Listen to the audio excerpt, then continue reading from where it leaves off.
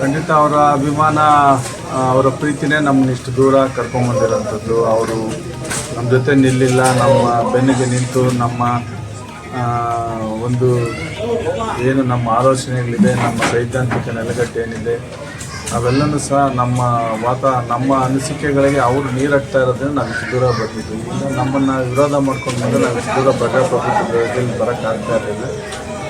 ಹಾಗಾಗಿ ಅವರ ಪ್ರೋತ್ಸಾಹ, ಪ್ರೀತಿ ಮತ್ತು ನಮ್ಮ ಸರಿ ತಪ್ಪು ನಿಂತಿದ್ದಂಥವ್ರೆಲ್ಲರೂ ಸಹ ನಮ್ಮ ಕ್ಷೇತ್ರದ ಜನತೆ, ಅವರಿಗೆ ಸದಾ ನಾವು ಚಿರಋಣಿ. ನಾವೇನು ಮಾಡಿದ್ರೂ ಸಾಕಾಗೋದಿಲ್ಲ, ಆದರೂ ಸಹ ಅಭಿಮಾನಕ್ಕೆ ನಾವು ಬೆಲೆ ಕಟ್ಟೋಕ್ಕಾಗೋದಿಲ್ಲ. ಅದ್ರ ಜೊತೆ ನಿಲ್ಲಂಥದ್ದು ನನ್ನ ಉದ್ದೇಶ. ಒಂದು ಒಳ್ಳೆಯ ವಾತಾವರಣ ನಿರ್ಮಾಣ ಮಾಡೋಂಥದ್ದು ನನ್ನ ಧ್ಯೇಯ.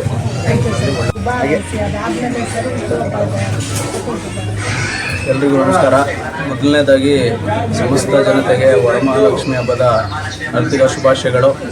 ಎಲ್ಲರಿಗೂ ದೇವರು ಮಹಾಲಕ್ಷ್ಮಿ ಎಲ್ಲರಿಗೂ ಒಲಿಲಿ, ಎಲ್ಲ ಸಮೃದ್ಧಿಯಿಂದ ಈ ವರ್ಷ ಚೆನ್ನಾಗಿ ಮಳೆ ಎಲ್ಲ ಚೆನ್ನಾಗಾಗಿ ಎಲ್ಲರೂ ಸಂತೋಷದಿಂದ ಇರಬೇಕಂತ ದೇವರ ಹತ್ರ ಪ್ರಾರ್ಥನೆ ಮಾಡಿಕೊಂಡು, ಇವತ್ತಿನ ದಿನ ಸುದ್ದಿನ ಏನು ಅಂದರೆ ನಮ್ಮ ಪುಟ್ಟು ಅಂಜನಪ್ಪ ಅವರ ಹುಟ್ಟುಹಬ್ಬ ಹಾಗೂ ವರಮಹಾಲಕ್ಷ್ಮಿ ಹಬ್ಬ ಎರಡು ಒಂದೇ ದಿನ ಬರ್ತಿರೋದ್ರಿಂದ ಇವತ್ತಿನ ದಿನ ನಮ್ಮ ಪುಟ್ಟು ಅಂಜನಪ್ಪ ಅವರ ನಿವಾಸ ಅಂತಲ್ಲಿ ಇವತ್ತು ಸತ್ಯನಾರಾಯಣ ಸ್ವಾಮಿ ಪೂಜೆಯನ್ನು ಮಾಡಿ ಹುಟ್ಟುಹಬ್ಬ ಆಚರಣೆ ಮಾಡ್ಕೊಂಡಿರ್ತೀವಿ.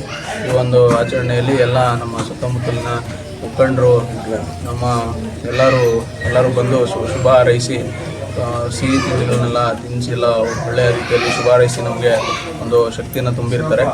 ಈ ಒಂದು ನಿಟ್ಟಿನಲ್ಲಿ ಇವತ್ತಿನ ದಿನ ಎಲ್ಲರಿಗೂ ಒಳ್ಳೆಯದಾಗಲಿ. ಪುಟ್ಟು ಅಂಜನಪ್ಪರಿಗೆ ಮುಂದಿನ ದಿನಗಳಲ್ಲಿ ತುಂಬ ಚೆನ್ನಾಗಿ ಅನುಕೂಲಗಳಾಗಲಿ, ಎಲ್ಲರೂ ಸಹ ಆಶೀರ್ವಾದ ಮಾಡಿರ್ತಾರೆ.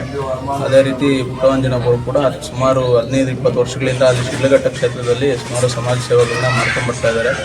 ಇದನ್ನು ಸಹ ಮಾಡಿಕೊಂಡು ಬರೋ 28 ವಿಧಾನಸಭಾ ಚುನಾವಣೆಯಲ್ಲಿ ಪುಟ್ಟು ಅಂಜನಪ್ಪ ಅವ್ರನ್ನ ಜಯಶೀಲನಾಗಿ ಮಾಡಿ ಅವರು ನಿಮ್ಮ ಸೇವೆ ಮಾಡೋದಕ್ಕೆ ಅವಕಾಶ ಮಾಡಿಕೊಡ್ಬೇಕು ಮೊದಲನೇದಾಗಿ.